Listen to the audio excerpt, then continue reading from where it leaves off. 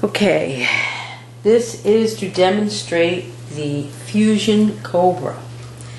I hope this shows up nice on the video. I see a lot of videos where it's kind of hard to see the colors because they're either too dark or too light.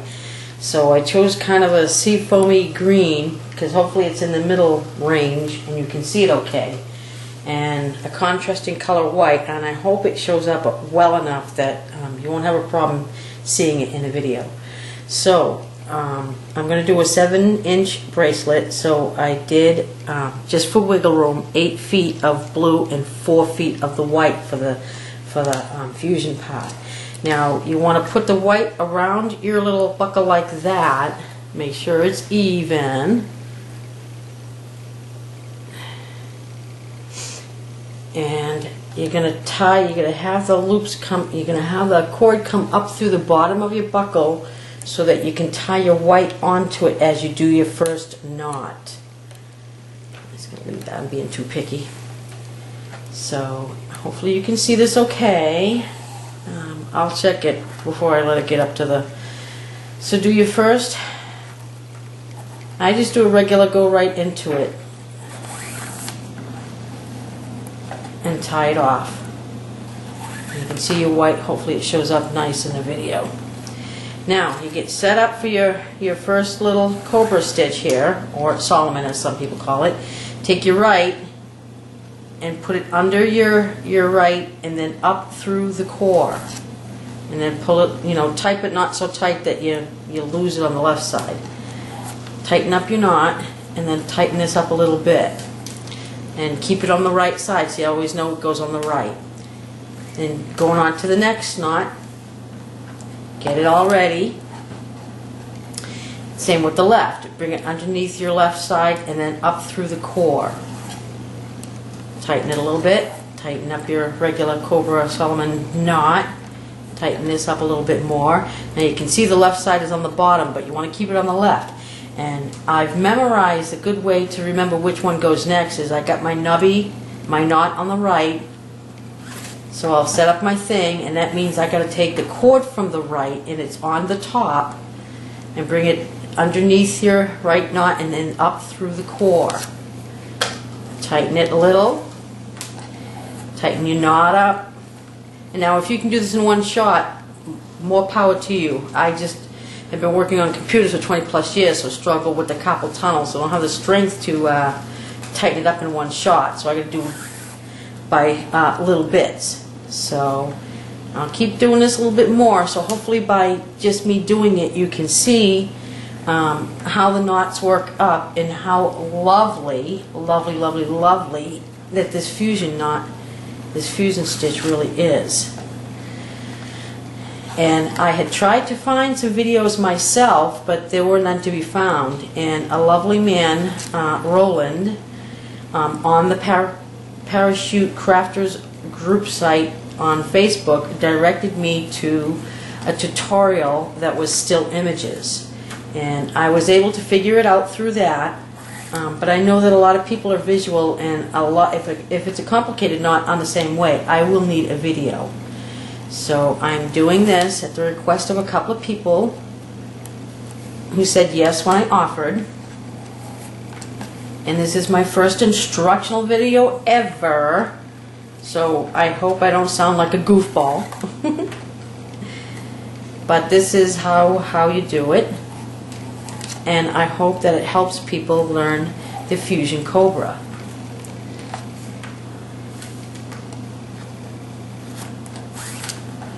You just keep working your way down, same as regular Cobra, and tie it off. Now, I hope I'm not going too fast either.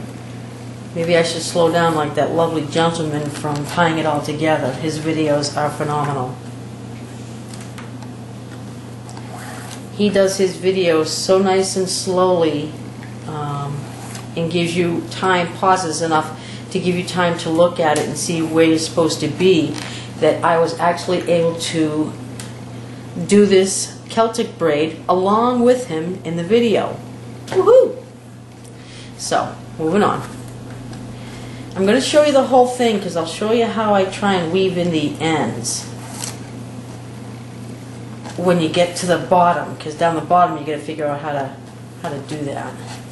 And there was no instructions on how you might tie your ends off or weave them in. So I actually figured out a way, and you don't have to do it. If you find a better way, more power to you, and maybe share. But it's what I figured out how to do, so it doesn't ruin the pattern too much.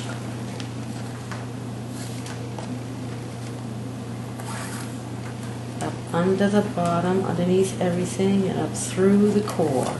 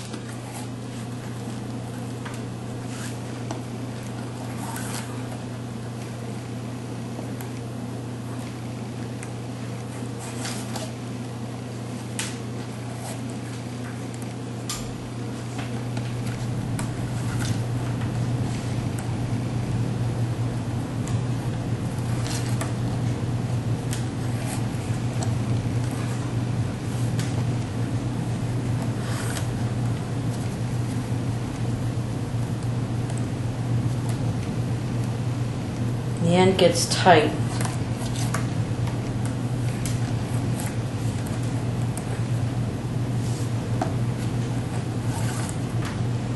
You can see how lovely the pattern is when you get even halfway done.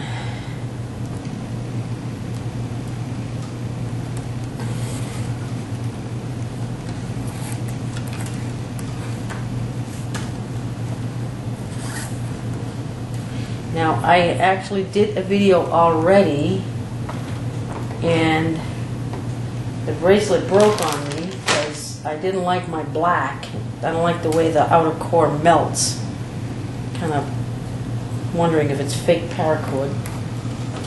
Now, this is where the tricky parts come in now, because it's getting so tight and so close that you're going to want to grab something in there to get that bad boy down in there. I have these awesome, but they're in the other room and I'm not going to stop the video long enough. Nice, really even thinner than this, jewelry thingies. I can't think of the word right now. I'm nervous! Alright, so I'm going to push this up just a little bit to try and get this last knot in here, because this is going to be a little booger. I'll see if I can't get it though. I mean, I just usually just cram it down in there. Grab the, I don't know if you can see that, grab the cord and pull it through for my last little knot, because it gets really tight towards the end. Alright, I think we're done, so now what I'll do is,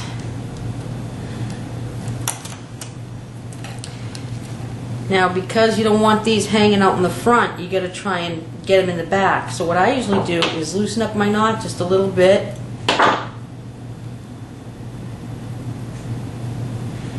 and I'll take this white and stick it down in here. Yeah. And then stick this bad boy down with this blue here, so that it kind of looks sort of like the pattern. I mean, it's not exact, but it's going to be underneath anyway, so you won't really notice it. That didn't work out well. Thinking I probably need to do something slightly different.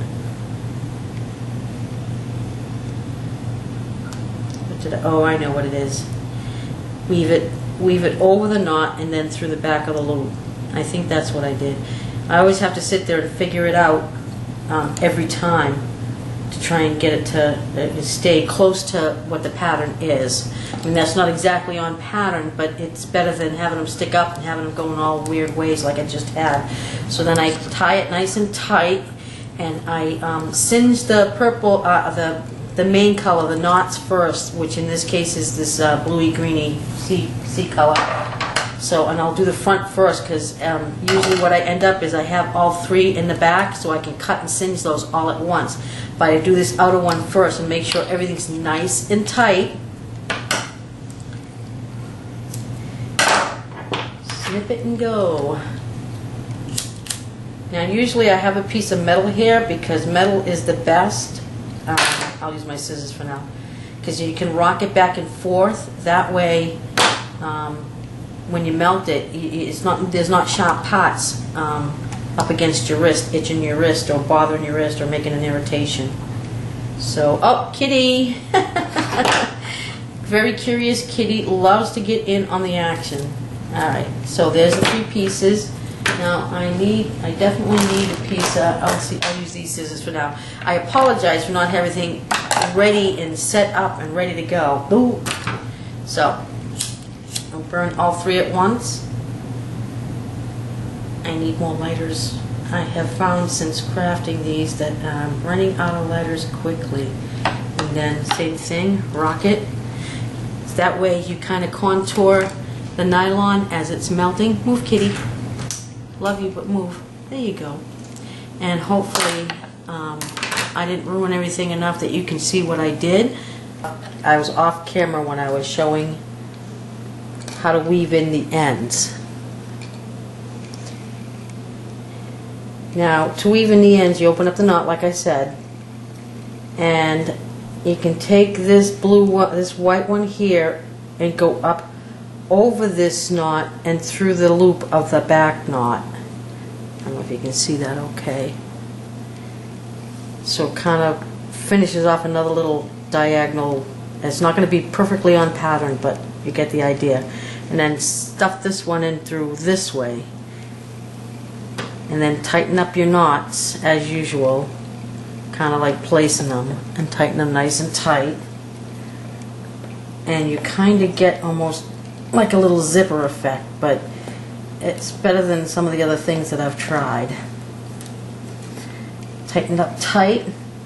I finally got my ruler out here. And you can snip the end, do the front first, so you get it nice and tight.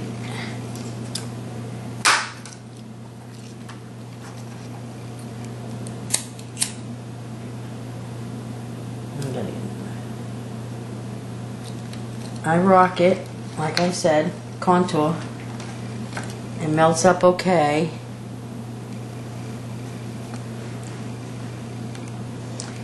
Now you end up with these three in the back. I try and tighten them up a little bit more before I snip them and get them in the three. Tighten them up, not too tight though. And I snip them all at once. Then